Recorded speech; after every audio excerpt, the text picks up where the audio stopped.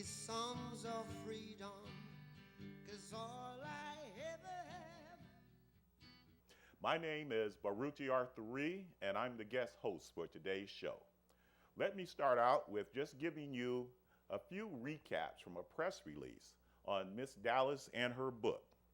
It says this particular book recounts her epic journey from Jamaica to America. It talks about the abusive life that she had as a child, which culminated in her parents abandoning her. She grew up in a foster home where many of the adults often betrayed her trust. So she had to make a tough decision at one point to come to the United States. And she tells her story about how she had to break the law to get here and unfortunately had to leave her 5 children behind. She also confronted a group of unsavory characters, including some human traffickers. She finally was able to return to Jamaica and rescue her children from poverty. And she came to America and eventually ended up here in Portland, Oregon in 1989. Miss Dallas is a wife, a mother, an author, an entrepreneur. She has been a certified medical assistant, a practical nurse, a teacher's assistant, and for a time operated a Jamaican restaurant with her husband here in Portland. Currently, she and her husband have the Dallas Foster Home, and they provide a safe, caring environment for children so that they don't have to grow up in an abusive home. And with that, I want to invite my guest today to talk a little bit about her book, starting with the question, how did you come up with the title, I Thought I Wouldn't Tell It? God. I was sitting in front of my computer and talking to my daughter, and she said, "Well, Mom, what are you going to call the book?" I says, "I don't know." And she says, "Well, you got to have a name." And so we start talking about different names and giving her names. She says, "No." And as I sat there, just about to hang up the phone, this just dropped right in my spirit. I thought I wouldn't tell it. And I said, "Oh, I got the name." And I told her. She says, "Perfect." And then she said to me, "Well, what are you going to give this a subtitle?" I said, "Well, I don't know." And then she said, "Let me think about that for you." And then she came up with A Memoir of Hard Life and Hope. Mm-hmm. That is fabulous. And I also see that your book was published by Abbott Press. Yes. And how did you go about writing your book and getting it published? Writing this book, I did it by myself. I started out with pencil and just paper and just keep writing my story and just putting it out there. And as I continued to do that, I started looking for publishers.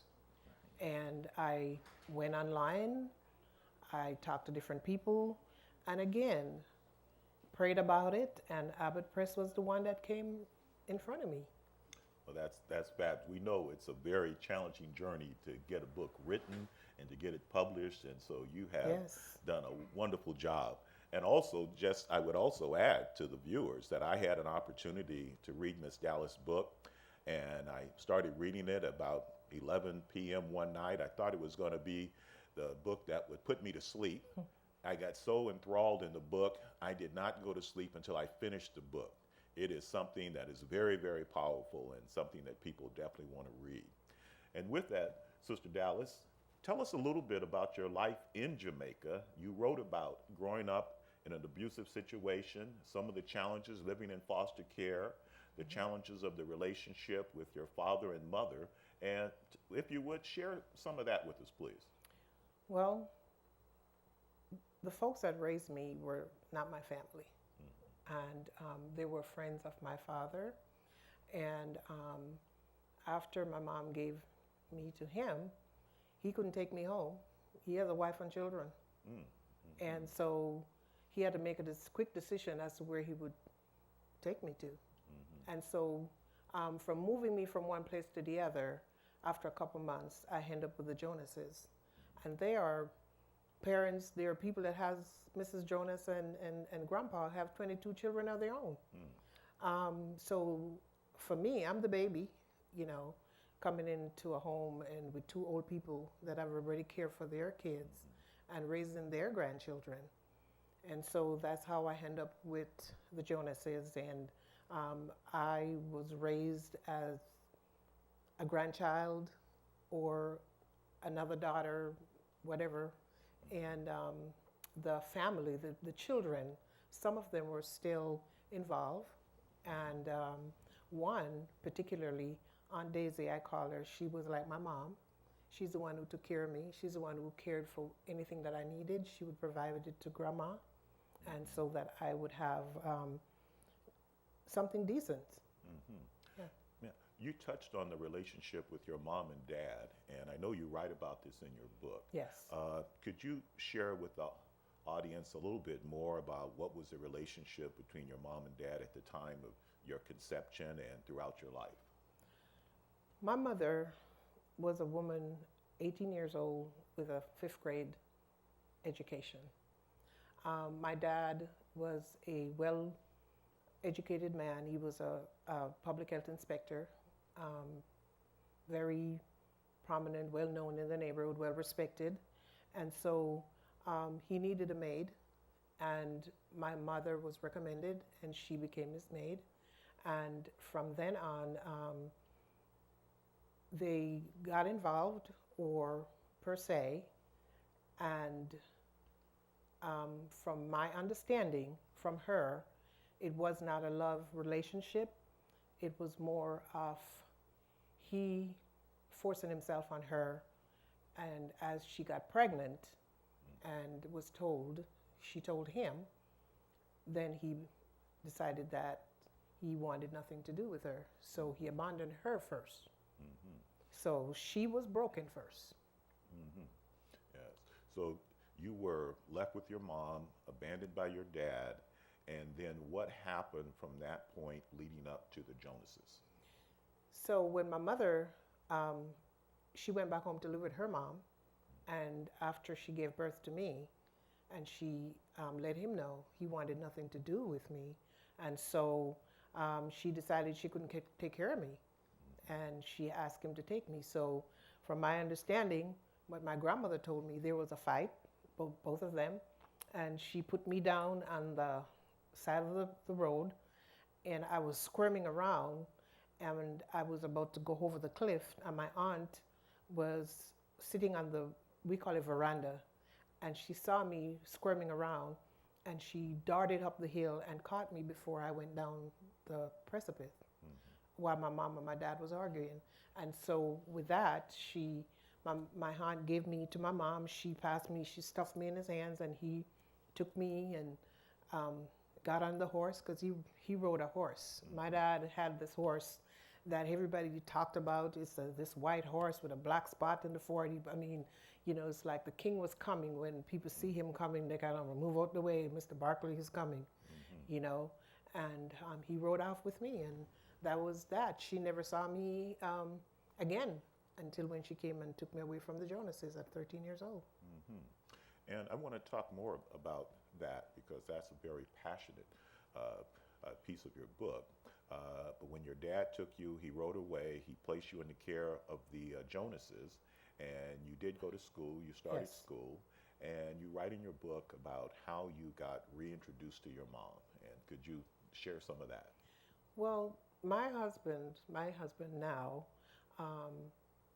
grandmother was friends with my mother as a coincidence. And she knew my dad. But after putting 2 and 2 together, she realized that was my father. My father is a musician, he's a maestro. And so he teaches music, and he also was an organist. And he teaches the choir. And my husband's grandmother was one of the ladies that he taught in the choir. And so her and my mom, they were talking at Marketplace. And so by then, she finally realized that I was the person, that I was her daughter. And so that's how my mother knew where I was, because even then, I didn't know her, because my father told me that I didn't have a mother. My mother was dead. My. So I wasn't looking for a mother at all. Yeah. So just recapping, so here you are, you're born into a relationship with a mother and dad who were not married at the time. Yes. Your mother couldn't take care of you. She gave you to your dad. Your dad couldn't take you home, as you said, because he had a wife. So you were given to the Jonases, and they had 22 children, and you were the youngest out of all of them. Yes. As you were being raised. But I do understand from the book, though, that you did go to school. Yes. You went to school, and it was during the time you were in school that you found out that your mother was still alive. Is that correct? Yes. Okay, could you elaborate on that? How did that Well, I was in, back in Jamaica, we have school by form. And so I was in what we call high school here. And I got a call. I was in the kitchen. That day was pretty strange because it's a day when Friday, I never generally go to school on a Friday because it's a market day for grandma, and I normally help her at the marketplace. But we had a special project at school, and cooking, which I love to do, and I was going to show off my skills that day. And I was in the kitchen getting my stuff prepared, and someone called me to tell me my mother that I had a visitor, and I ignored it. I said, I don't have a mother. You know, and I keep doing what I was doing, and they keep telling me that I need to come to the office because there's someone is in the office. And so I figure, okay, let me go because if grandma is sick, maybe they need me. And so when I went up there, I saw these people, and they told me that Mrs. Jonas, which is grandma, sent them to get me. Well, I believe them because grandma is a whole lady. And so I got in the car, and they began to drive away, go in a different direction from where my grandmother was. And I realized something was awfully wrong, and I started screaming and yelling. I said, take me back. And grandma, was at the marketplace. I said, you're not going the right direction. And my mother, she yelled out at me to shut up. She says, I'm your mother. And I says, no, you're not my mother. I don't have a mother. My mother is dead. And it's kind of like everything got quiet there for a minute, and I'm looking at her and yelling and screaming because I know it's gonna be hard for grandma to be there at the marketplace, and I'm not coming home. I'm not coming because I go there after school to assist her. To assist her to go home. And she drove off, took me home to her house, and as soon as I got there, the abuse began. So your mother took you to her home, house, yes. And by this time, if I understood correctly, she had remarried, so you now have another stepfather. Yes. You have a stepfather who you don't know. You have now a woman who has identified herself as your mother who you don't know, and you're living in this home that you don't know in a neighborhood. You've torn away from everything and everybody that you know. Yes. And the abuse, what form did the abuse take? Well, she wasn't married to the gentleman yet. The day I got there, the evening, on the way, they stopped to get food and left me in the car. And it didn't make any sense. I ran away because I didn't know where to go. And so I sat there, and she went into the store to buy food, and they bought drinks and patties, what you guys call meatloaf kind of thing. And she brought it to me. But when she brought it to me, it was half eaten. She ate the middle part where all the meat was in, and she gave me the crust and a half bottle of drinks that she had drank from. Well, I was hungry, and I ate it.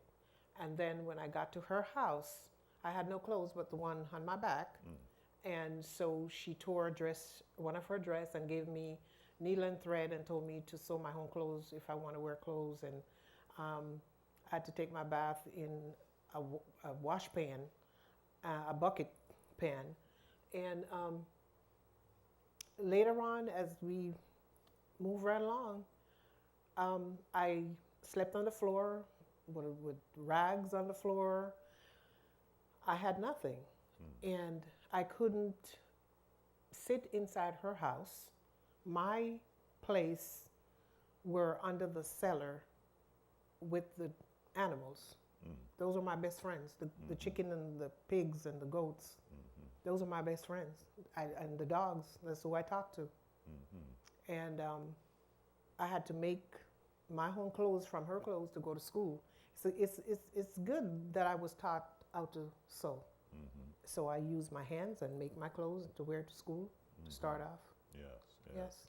Wow, that is quite a story. And I'll come back to your mother. We want to talk a little bit more about her and the relationship you had with her throughout your life. Yes. But before we do, there's another piece that you talk about, and it was when you finally made the decision that you were ready to leave Jamaica and come to the United States. And obviously it was tough because you had 5 children you had to leave behind. Yes. And the journey itself was quite a challenge, and you talked about that. So could you elaborate on some of that, please? Well, I got the opportunity to leave and first go to Canada. And my mother was already in the United States.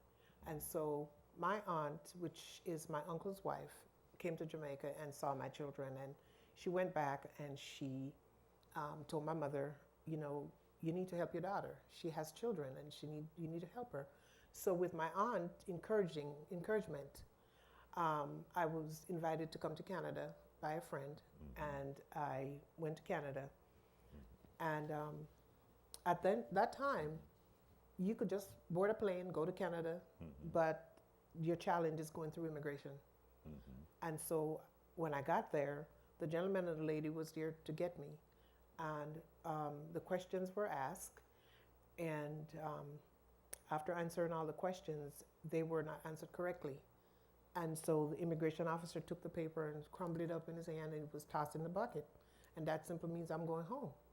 And I sat there and I just began to pray. I didn't know what to pray, but I was just beginning to pray the Lord's Prayer. And in my heart, I determined I am not going back to Jamaica. Anytime I go back is when I'm going back to get my children. This is my opportunity, and I'm taking it. Amen. And he came back and asked another question. And so the gentleman, he was sitting on the other side of the table, and he answered, before he answered the question, I answered it. And the immigration officer said, I wasn't talking to you. And I said, well, I'm sorry. And so when the gentleman was going to answer the question, I kicked him. And he bent down like something wrong. By then, I already answered all the questions. And there was nothing more to say. The immigration officer bent down in the bucket, picked the paper up, went in the back, came back around, and write something on it. And he asked me, he says, how long did you say you were going to be here? I said, only about 6 weeks. And he said, you can stay 6 months. Okay. Yes. So you were in Canada, and Yes. the gentleman you're referring to was someone that had been arranged to assist you Yes. with getting into Canada. Yes. And then you had to get from Canada to the United States. And how did you do that? Well, about a week I stayed in Canada, and it was arranged for me to cross the border to get into Michigan to come to Los Angeles. And so I didn't know these people. So the person that I was staying with, he and his girlfriend, had got these men. They were Africans, and they were paid to go with me through the border. So I took a train from Toronto to the border of Canada and the United States. And then from there, I got picked up by a car. The 2 Africans were there. I felt in the guts of my belly that something was awfully wrong when I saw those 2 Africans. I know one of them was for no good. And so as we were sitting there waiting for my ride to come to pick me up, to take me across the border with them, they begin to argue. And for some reason, I don't speak Swahili or whatever. I understood what he was saying, and he was telling the other one that what he got paid wasn't enough and what he was going to do. And the little one said to him, no, you're not. He said, you got paid and you need to stick to your agreement. He said, don't touch her.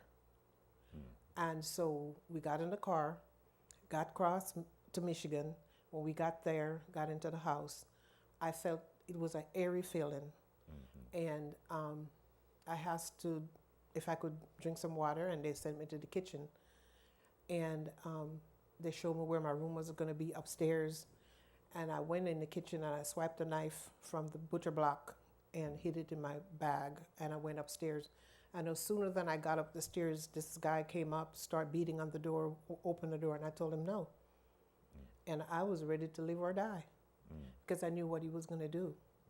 And I put a chair behind the door and just stand there shaking like a leaf and just kind of thinking about my children. My strength that I pulled was my children, knowing fully well what it would have meant if I never made it back.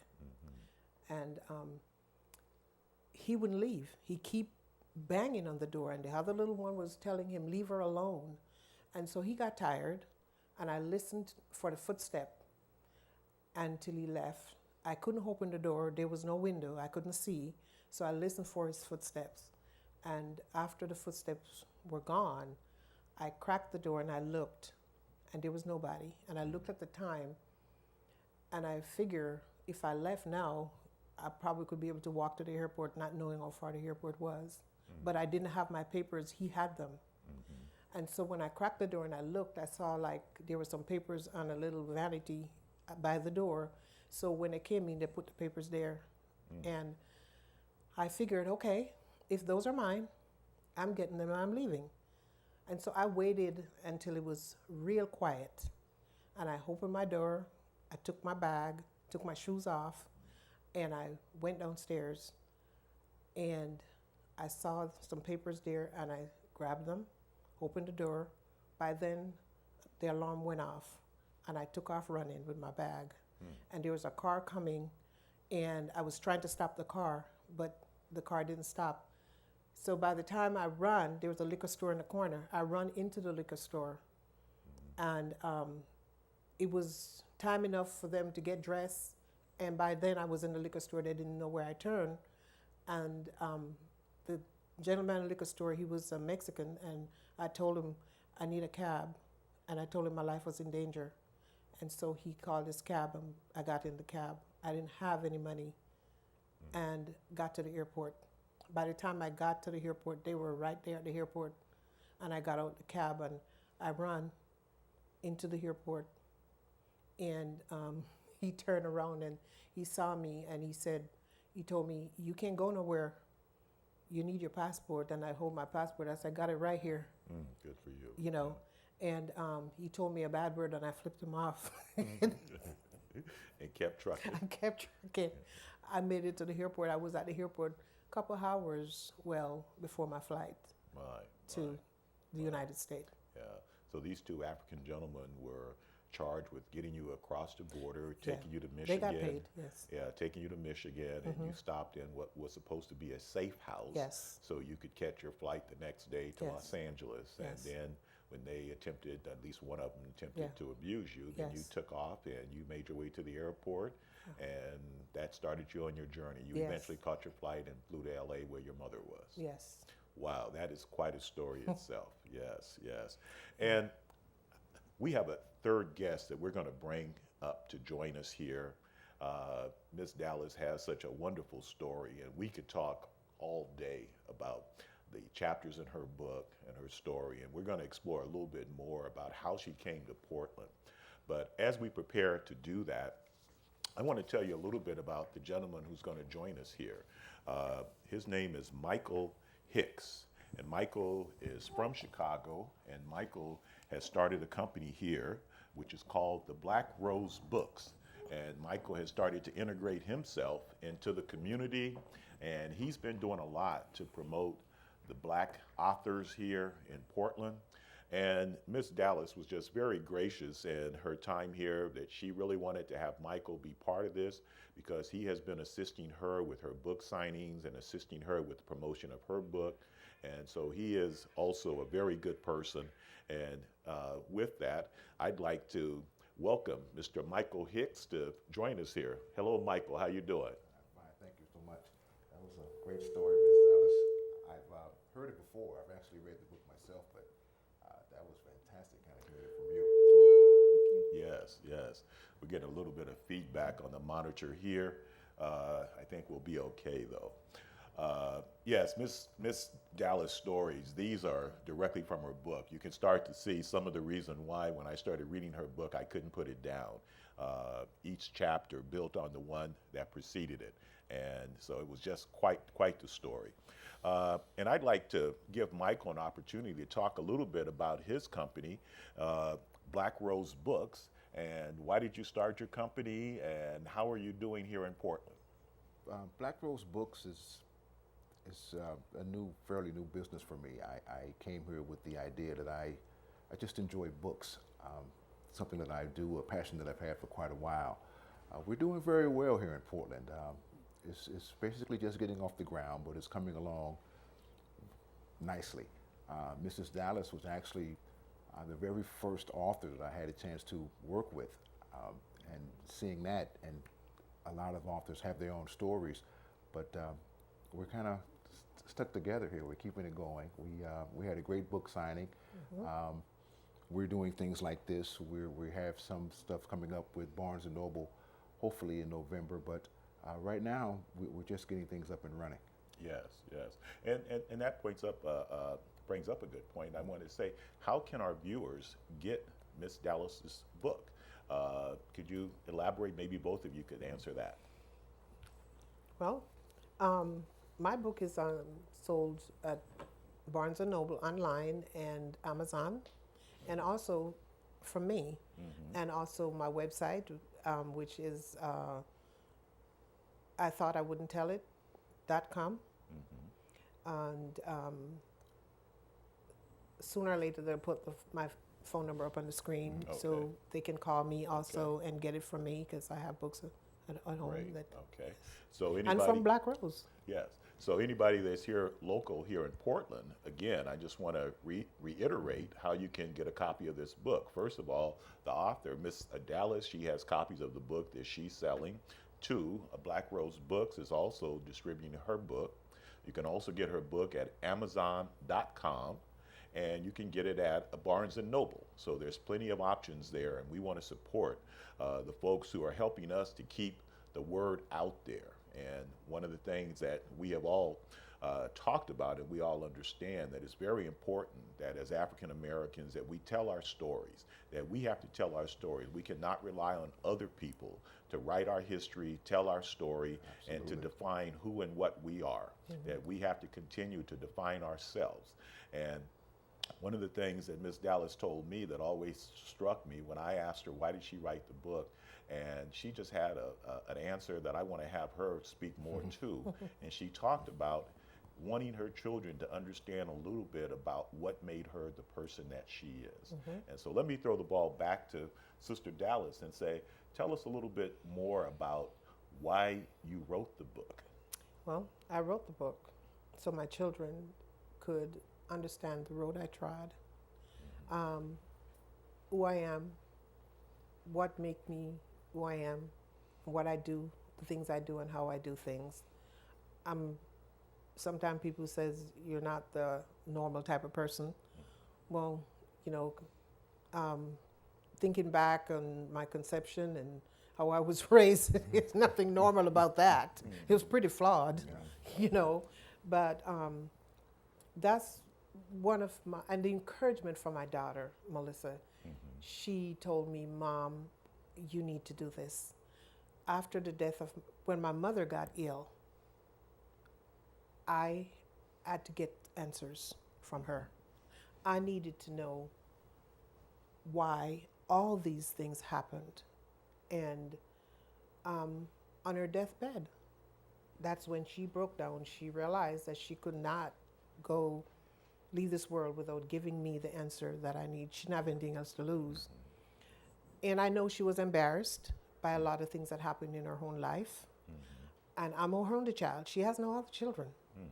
And so she told me the story of my father's indiscretion and the damage that it did to her. And she never got proper treatment mentally, what it did to her. And so she lived with that scar, and she was broken.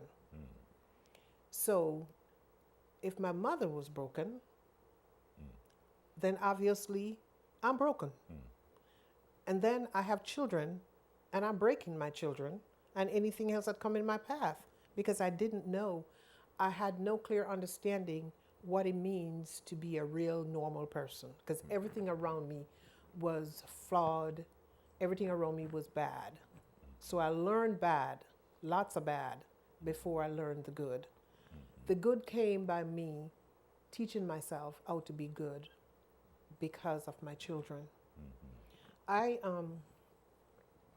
grew up thinking my mother hated me all my life. But when my mother on her deathbed, she told me, I don't hate you. She said, I love you with everything is in here. But my mother didn't have love herself, and she didn't know how to give love. And myself didn't know how to give love to my children. I never knew how to hug them. I never knew how to tell them I love them. I learned all of those things when I came to this country. How to love and get love back. Because to me, love was so flawed and so negative. If someone loves you, they don't treat you like that, you know. And I figure if that's all that they had to offer me and it's in the name of love, you can keep that love. I don't need that. But I learned a lot here when I came to this country because I said to myself, I would never want my kids to go through the kind of life that I've gone through. I want them to have better. Yes, yes. And so I worked hard. My husband and I, we worked real hard to see our 7 children grow up and have careers, have their education, have their degrees. And it wasn't easy raising 7 children, working 2 and 3 jobs. But by God, we did it. And my kids are all grown men and women today that are well educated, giving back to society. And I would also just add my testimony to that I had the opportunity to meet Sister Dolores Dallas and her husband Rupert when they moved to Oregon in 1989. We actually met in church, and her husband Rupert ended up also working with me in a business that I was president at the time. He was one of the hardest workers we had, became a supervisor, and through that initial contact, we got to know Dolores, we got to know all of her children. We spent a lot of time together, a lot of time socializing on holidays with families and cookouts and playing dominoes, and I was just really amazed. I had no idea the history and the story that she had lived, and that's why I say it's important that we tell our story. But there's another element to Sister Dolores and her family that we haven't touched on, and I want to touch on this, and then I'm going to come back and ask each of our guests here to tell us how they ended up in Portland, because I'm always curious how black folks end up in Portland. You know? But the question I want to ask you before we get to that one is talk a little bit about your faith and the role that God has played in this journey for you. Yes, as a Christian, I was never raised in church. Back in Jamaica, the people that I grew up with, they didn't go to church. But I always knew that there was a God. I would hear voices, and it was someone was speaking to me other than crazy voices, like people say, oh, I hear voices. This was God himself. And so I remember that as a little girl growing up, there was I had a condition that needed surgery. And I run away from home, knowing fully well that when I come back, my behind is going to pay for it.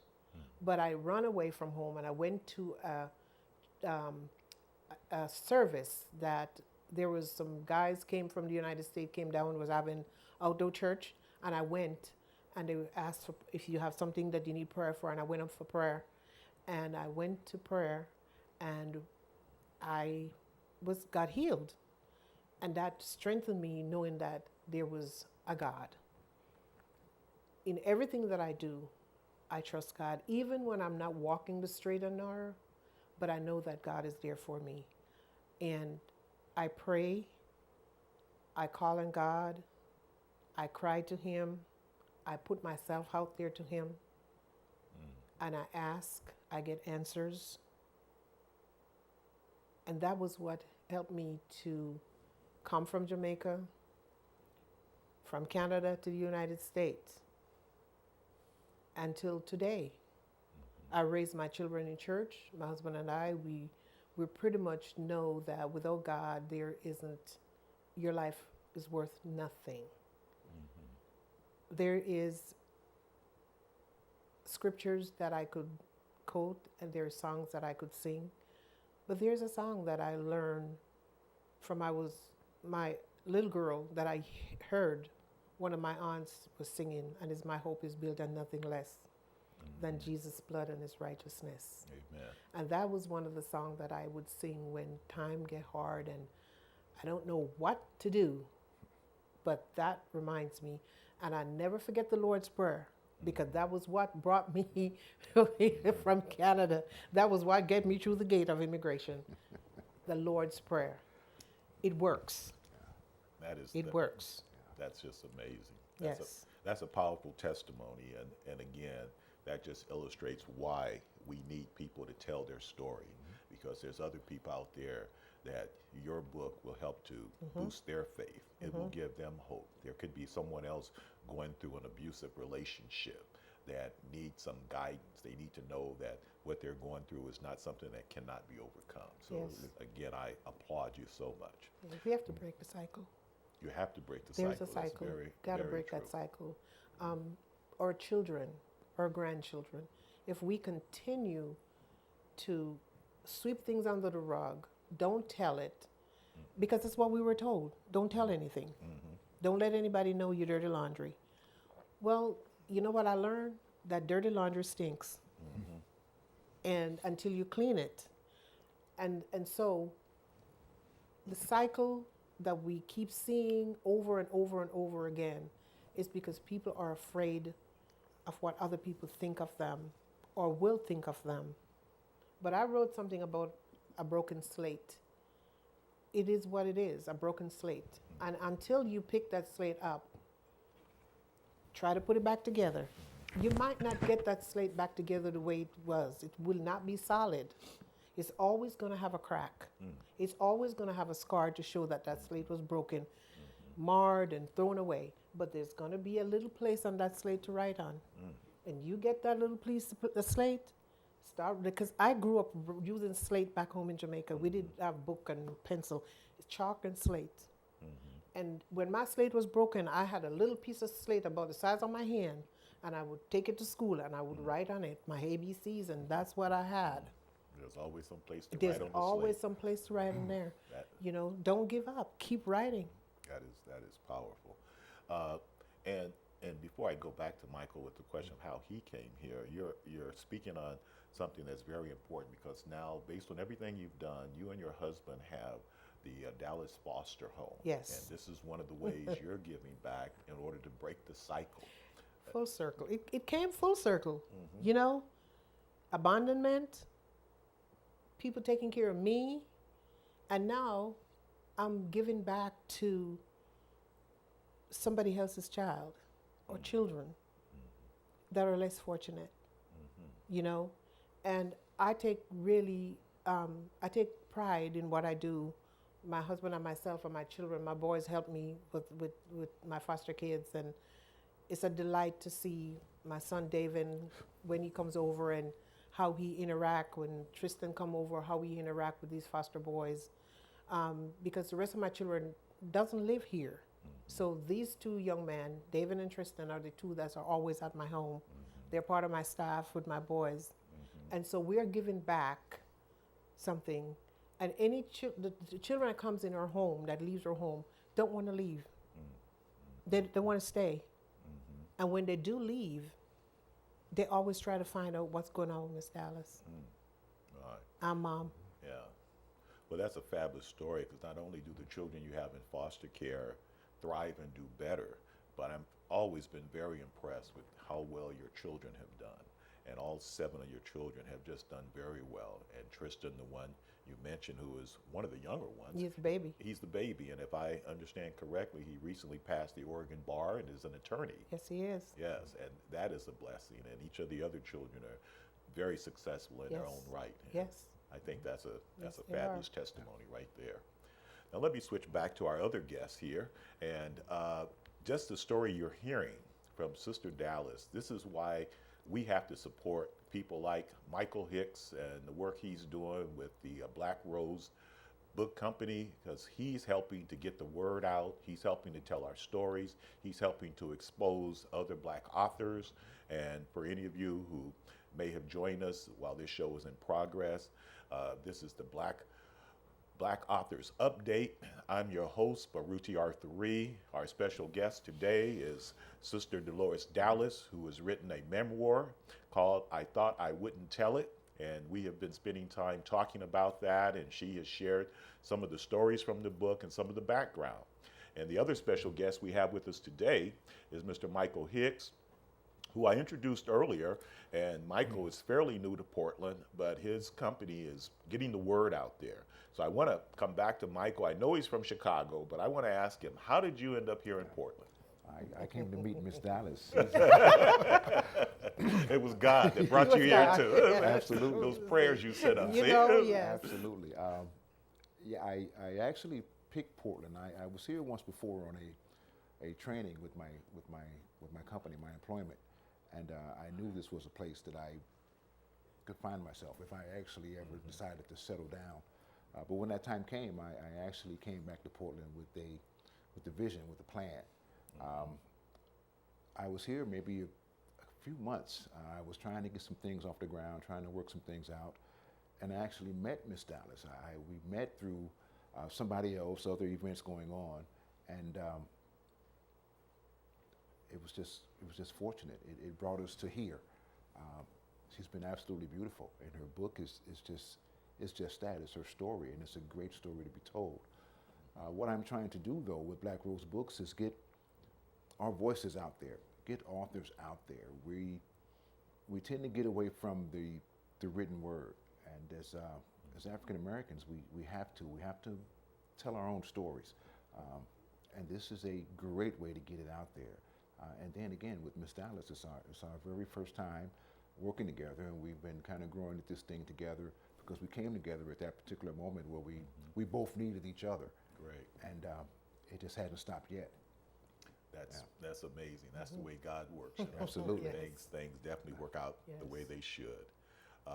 And again, I just commend both of you in the work you're doing. And I would say some folks have heard me rant about this issue of the media and how the media treats us as African Americans, as Black folks.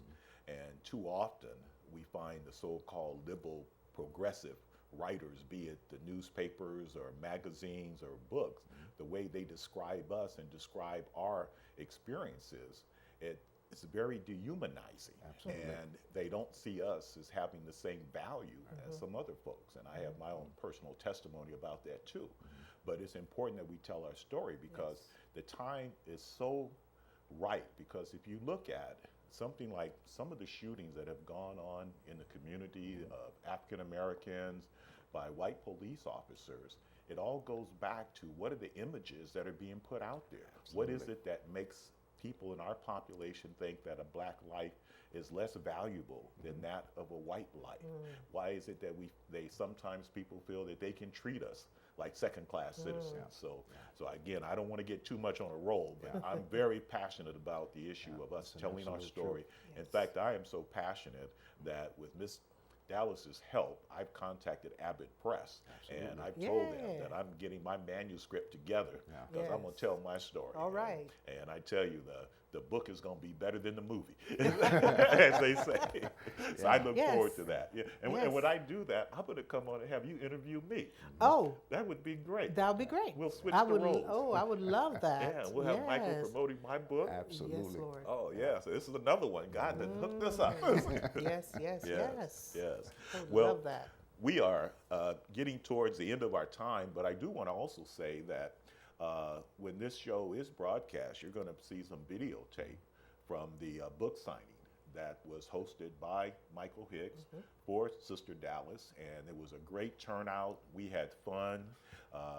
I was given the privilege of being able to read a passage of the book, and maybe we'll convince the producer to insert a little piece of that in there, and we'll have fun doing that. Great. 15. Okay. So we're not actually getting to the end. We've got a little bit more time. So let me come back, Sister Dallas. One of the questions I didn't get a chance to ask you, I wanted to ask you. Now, how did you end up in Portland? You told us the story of your journey from Jamaica to Canada, Canada to Michigan, Michigan to Los Angeles, Yes. and then you ended up from Los Angeles to Portland. So what happened from LA coming to Portland? Well, living in Los Angeles and raising children is not easy, especially I have 5 rambunctious boys. Was not easy. And so I decided that my kids are athletic and I wanted a place that I could raise my children, stay out of trouble. And I was pretty naive thinking that there's a place where you don't have trouble. But I thought about 2 places. One was Alaska, and I was kind of like dead set in moving to Alaska because, why would anybody want to mess with you in Alaska anyway?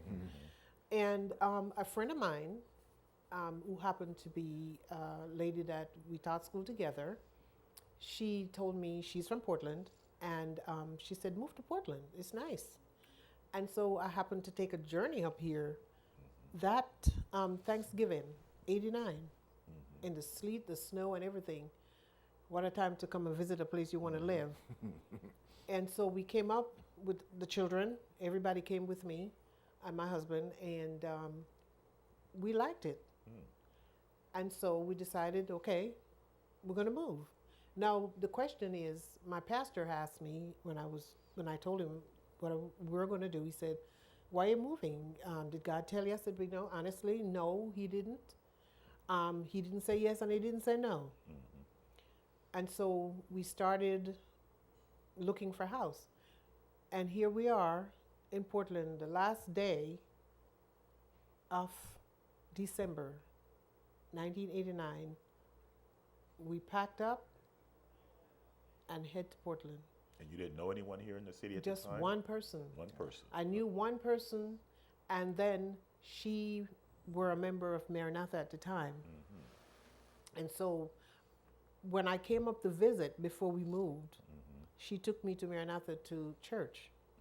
And I saw you, but we never spoke because I was just visiting.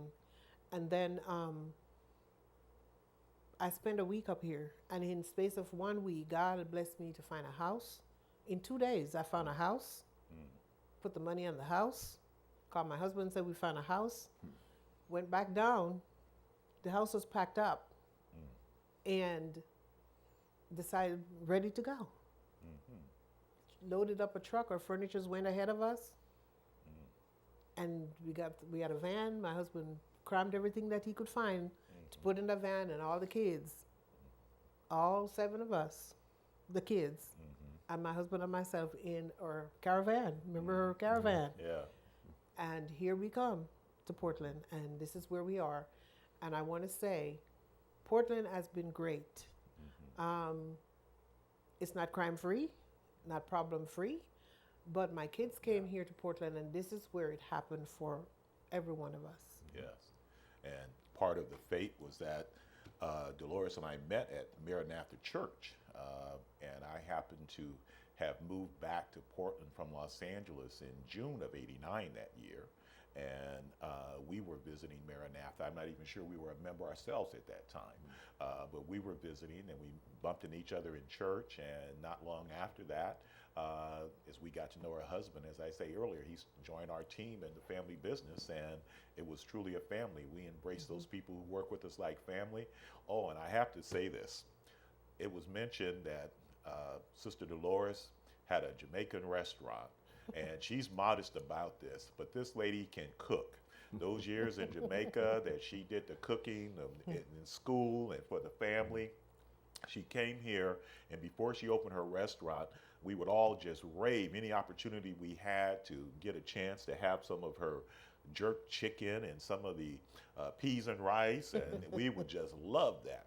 And then she opened her restaurant, and it was very successful. In fact, my son even worked for her in the restaurant as a waiter at one time. Yes. And she did a great job, and they've done a little bit of catering here and there, but it's something that it's not even on her bio here, but it certainly is one thing that she's known for in this community, that's for sure. Beruti, you and your ex-wife were two people that came up. You remember you did my plan. You did you forget? You did my layout, my business plan. Oh, yes. And I didn't know anything about the restaurant. I came to you Yes. at your house. And you sat there with my husband and I and showed us what we need to do. And we followed what you told us, and we went ahead and did it. And during the time when we were getting everything in the restaurant, you came over and you looked it over. You saw what we're doing. And your ex-wife, she was the one who got her friend and came and got all the decorations and done. So you remember that. yes. Yes. You know, you guys played a really intricate, and you stuck with us Yeah. through the whole yeah. process of getting it up and going. Well, thank you for remembering. and Yes, I sharing that. do. Yes. And it clicks now because I remember the lady who ended up helping you decorate was also from Jamaica. Yes. And was a friend of ours that lived here in Portland. We made the introduction, and it helped Yes. to turn the restaurant into like a Jamaican oasis here in Portland. Oh yes. That's how Oh they, yes. That's how they work. That went Yeah. very well. Yes. Very well. We had a lot of fun. Yes, yes. And so what do you see as you go forward now for yourself, as your book is out there? How do you see yourself going forward in terms of promotion, any speaking engagements, any plans to do any additional writing? Yes, I am. A matter of fact, it's in progress. I'm writing another book, and I'm revising this one Okay. by request from a lot of my readers. There are things that they want to know more of, and so instead of me writing another book, I'm going to do a revision. And people do that all the time. They revise their own book, and so I'm doing that. And I just finished with my publicist 6 weeks class that Yes. helped me to get my things out, Yes. and it was very successful. I have a lot of things lined up. I just did an article for a newspaper in Minneapolis or Indianapolis on foster care, and should be coming out anytime soon Great. in their newspaper, and they'll send it to me when it comes out.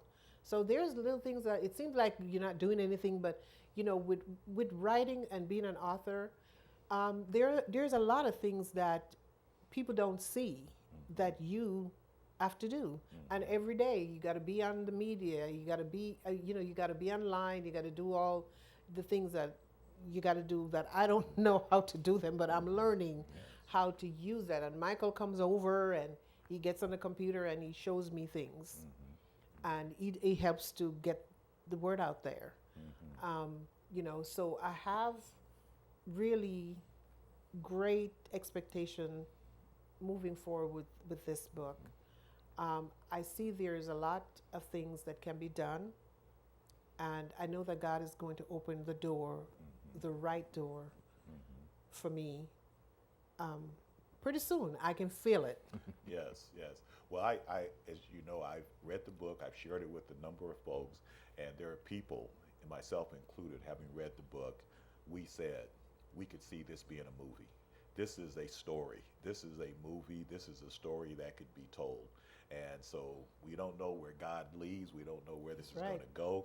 But if it turns into a movie, you can say Beruti Arthur Reed was the first one who said that, and I want to get full credit for that. You will get full credit for it. Matter of fact, you might get a part in the movie. Oh, my. Well, but this is how God works, though, because as you shared how I helped you get your business started with the business plan, and it doesn't come back in my recollection, but I appreciate you sharing that. But what you've done with the book you've written, it's given me a format and an outline on how to write my book. And your recommendation of what publisher to talk to, having talked with them, and looking at your book, which is, I've learned it's a certain format. It's less than 150 pages. Picture of the author on the cover, as you guys have seen on the book. On the back is a background on the author itself. and you get the right publisher, they will help to make sure that you get it in Yes. places like Amazon and Barnes and Noble, and that they will get it out there. Yes. So it's a quid pro quo, in terms of, that's how we help each other. Yes. We lift each other up. Yes. That we've got to, going back to your other comment, we've got to break some of the curses that we've had in the past, where they're saying, like we're like somebody in a barrel, we pull each other down. We have to start lifting each other up. And we know plenty of examples where people who are doing what they're doing just for themselves, but we've got to have people looking more broadly and doing what they're doing for the benefit of the whole, the benefit of the community, the benefit of the village. Yes. And I would even go so far as we need to start calling out some of those folks who are not working on behalf of the greater good or the common good. And that's some of what my book's going to be about. And some of y'all watching this, y'all going to be in my book. I'm going to talk about y'all, because I ain't pulling no punches. I'm going to name names, dates, and places, and it ain't going to be nothing but the truth. In fact, I think that's the title of my book's going to be. Nothing but the truth. So help me Nothing God. but the truth. That's the title I'm working for. All right. Yeah. Yes, yeah. and there are people too that will come alongside you if you ask or if you find the right people. Because I had a couple of people that came alongside me when I stumbled a little. That it's costly. Writing book is not cheap, and if you go cheap, you get cheap. So, there's a couple, and I know they don't mind me saying their name, Bev and Tim Lee. They're well promoted journalists, and they're authors themselves and writers. They have their own company, and they came alongside me and took my manuscript and looked it over for me and tell me if this would be something that I should even spend time with. And they told me when she first read it, she said, most certainly, you need to get this out there. And so they took my manuscript and they formatted it for me before I got it to Abbott Press. They proofread it. They did a whole lot of work with me to get all of that together before I had it go to Abbott Right. Press. Yes. So that when Abbott Press got it, I didn't have to pay them to do what's already done. Correct. Correct. correct. So there can be a lot of people involved if you want to, or you can do it all by yourself. Yes. And I've learned too that one of the most challenging pieces, and as you speaking to, expensive, is the editing. You know that Yes. we can all sit down and we can write and we can tell our story, but we write and tell our story in our tongue, the way we communicate. Yes. But when you translate that into print, Print. you has to be a certain format. It Yes. has to be able to have a certain flow. And so finding a good editor and someone that can help you with your manuscript is crucial, and that's Very what I'm learning important. too. Very important. And I'm looking too, as I'm looking at editors myself now to help edit some of my work, and I want to look locally and look nationally and look at other people and see who can help that. And so much is done electronically too now. It almost doesn't matter where a person is based in Yes. terms of writing a book. You can work with anybody around the country. You can have a publisher from anywhere around the country too. Yes. And as we start to wrap up our program, again, I want to thank you guys for joining us for a Black Authors update featuring Miss Dolores Dallas and our special guest, the owner proprietor of Black Rose Books, Mr. Michael Hicks. And we've enjoyed this opportunity to come and tell some stories. And whatever you do, go out, buy that book. Go to Amazon, go to Barnes and Nobles, look up Sister Dolores, contact Michael Hicks, and pick up I Thought I Wouldn't Tell It. Yes.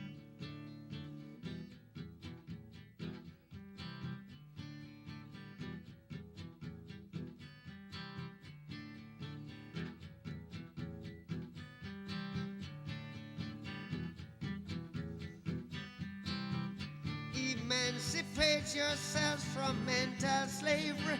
None but ourselves.